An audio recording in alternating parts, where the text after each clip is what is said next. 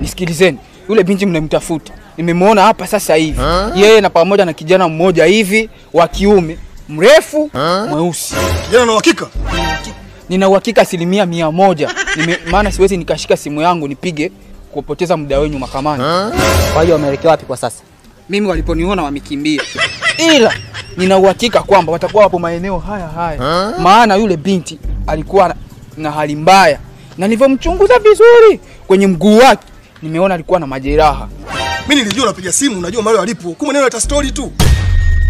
Afande, tukisema tusearch kwenye nyumba hizi hapa za karibu, maeneo ya hapa karibu, tunaweza tukampata. Hapana. Kweli nawaambia. Hapana. Sisi hatuna muda huo. Na pia hatuwezi kufanyia kazi ambazo zina uhakika. Vipi kama taarifa zako ni za uongo? Afande, ni kweli siogopi. Wallahi tena. Afande, huwa tupotezea muda tu. Ni bora tuondoke zetu. Kijana, wakati mwingine hakikisha